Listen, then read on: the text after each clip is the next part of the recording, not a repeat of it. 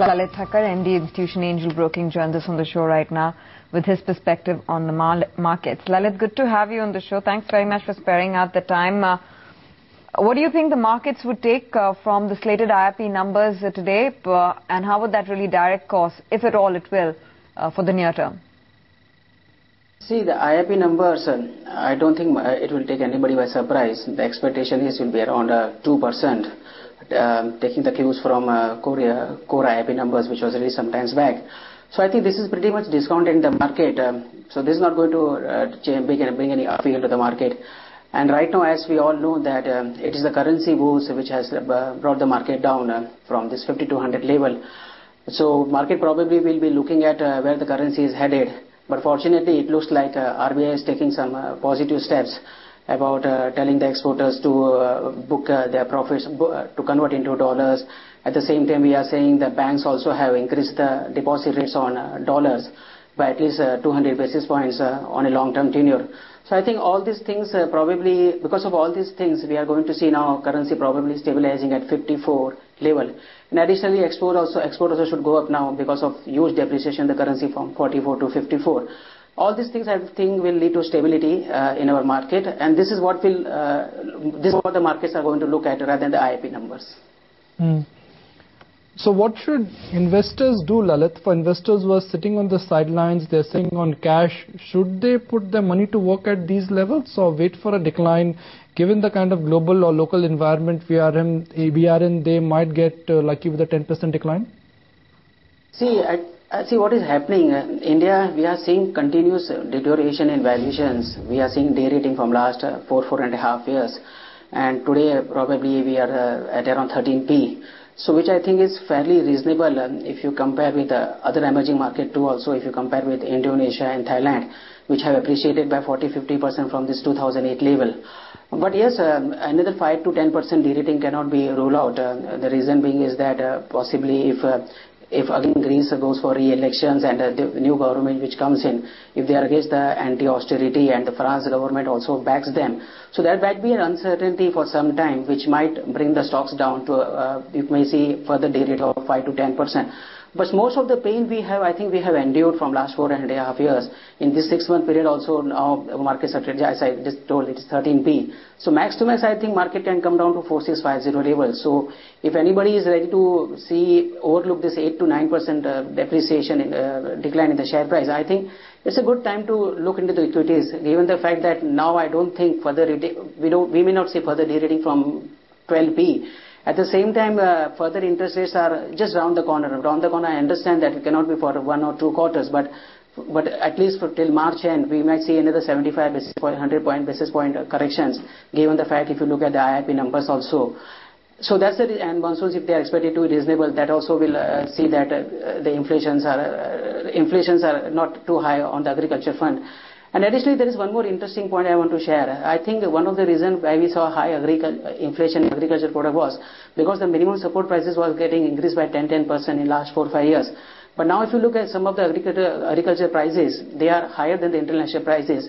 The case in the point is if you look at the rice prices. So I think probably government will go slow on increasing the minimum floor prices of agricultural products.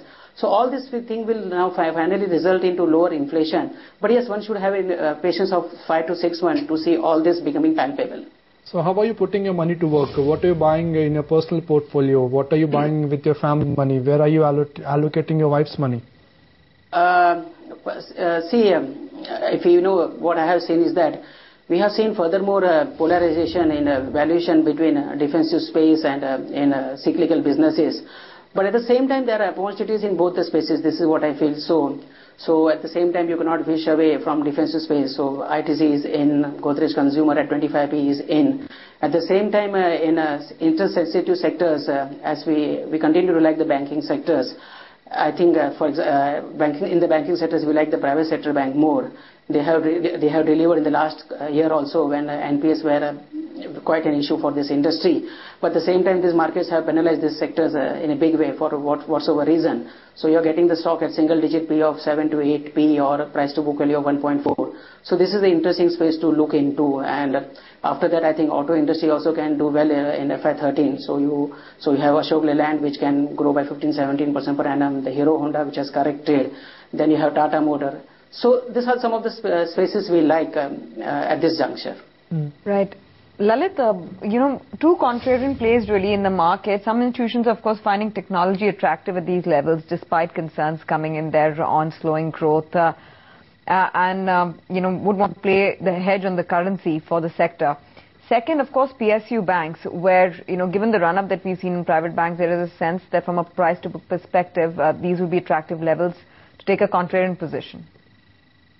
See, now if you look at IT sector and, for example, banking sector, both have a very significant weightage in Sensex. You can't wish away. So banking is having a 22% weightage, and while IT sector is also having a 16% weightage. And having said that, still there is not, for next 6 months at least, there is no certainty that how the economic growth will pan out. So a person like me also, if I want to be underweight in IT sector, probably I'll be underweight by only 100 basis or 200 basis points. I cannot go all the way down to 0%. At the same time, if you look at the IT sectors, most of the stocks are just trading at 10 to 15% premium over Sensex. So you have Infosys, which is trading at 15p, while Sensex is 13p. Then you have HCL, which has shown a good performance. It is trading at 13p. So I think at this juncture, probably you may be underweight by 100 basis points, but still IT sector demands quite a reasonable weightage in the portfolio. But do you expect Indian markets to do well irrespective of what is happening in Europe? Not possible because we are very much dependent on FIS inflows. So if there is again a wobbliness on Euro issue front, as we talk about the Greece factor, the France factors, so definitely I think there will be an all-round derating happening in the global economy.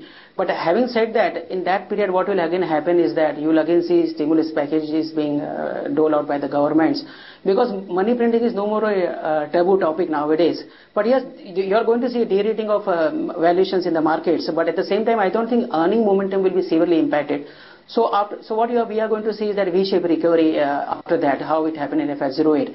So that's the reason I feel that since most of the pains investors have endured, now in case even if there is a wobbliness again on the euro front, but maximum derating can be 10%, and again thereafter a V-shaped recovery. So that's the reason I feel that this is not the juncture now to stay away from the market. Lalit, on paper, in last 3 years, just about every expert has made a strong case to buy equities, but in last 3 years, a basic instrument like fixed deposit has outperformed Indian equities. Why do you think FY12 will be different? See, because the reason is that when last 3 years we were expecting our GDP growth to grow by 9%, we took it for granted that if we have achieved a 10% GDP growth in FY03, FY04 or FY07, so we took it for granted at least 8.5 or 9% is deliverable. But this has not happened because of various factors, probably starting from huge rise in energy prices, which has gone by 7 times in last 7 years. If I remember, it was $25 around in FY03, and now it is $100. So it has gone up at least by 4 times. And so that's one of the reasons. But I don't expect the energy prices to go up by another 4 or 5 times in the next 7 years. So if that is not the case, then definitely you will see the inflation being benign. The fiscal deficit scenario also will improve because whatever you have this subsidies to GDP ratio, it will improve in next 2 or 3 years. And I think the government also finally somewhere will be coming out of the complacency, because otherwise it will lead to loss of joblessness in the economy. So I think this is what the traits of the human being, that when the goings are good, there's a complacency which sets in. So looking at all these factors, I think 7.5%, 7% GDP growth is achievable. And since significant derating has been happened, that's the reason we feel that now from here on, even if we expect the PE of market to be around 12, 13, but because our top line growth are around 15%, companies can deliver 15% EPS growth. That's why equities can deliver a 50% corresponding returns in the market you can get. Right. As we speak, Lalit, NTPC has hit a fresh low on the Nifty at this point in time. Of course, aside of that, Adani Power and Adani Enterprises have also hit fresh lows. The utility space, and especially power utilities, do you think there is an attractive proposition there? See, in the power sector, things have changed dramatically what it was 4 or 5 years back. Earlier the times, it was very simple to extrapolate what kind of valuation should be given to the power stocks, because most of the companies were had entered into PPP arrangement where you got a regulated ROE of 16%. So it was a good annuity business to be into. But now things have changed. So there are companies where there are some companies whose most of the capitals are blocked in WIP, but there is no clarity that whether they have this proper procurement of raw material. So this to finding a good stock in this space is very challenging. But yes, one stock which comes to my mind is probably CSE. If I am not wrong, the stock is trading at around 6p. So usually the annuity business should trade at 7-8p, given the fact that still after that you can earn 14% IRR on your investments. So this is one stock which comes to my mind. Other than that, I think one should be very diligent when it's trying to pick up a stock in this utilities space. Right. How would you position a Reliance Industries, which has not done too much year to date, actually has not done much for a while, and also the other biggies from the oil and gas space and ONGC, some of the oil and marketing companies. How would you position the oil and gas space in your portfolio? See, first coming to the Reliance front, I think it will be very challenging for the company to show earning growth in next 2 years. Given the fact that the company has not invested in their core businesses like refineries, which contributes to at least 25 to 35 to 40% on the bottom line.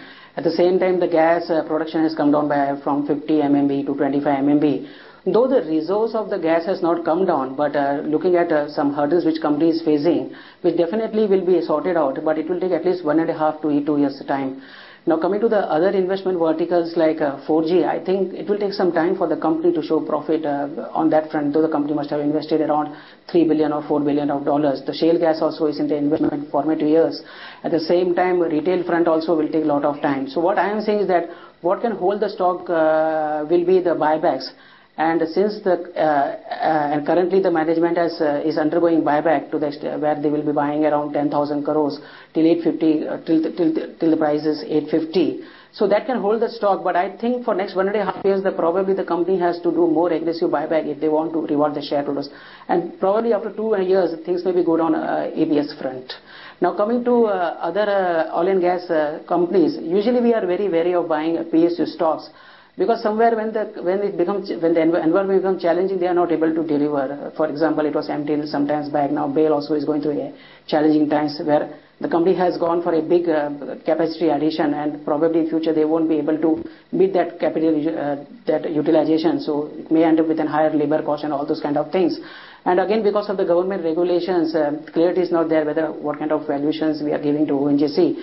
And secondly, if you look at the investments done by the ONGC, they are not giving so remunerative returns. So that's the reason we don't want to be in regulated industry.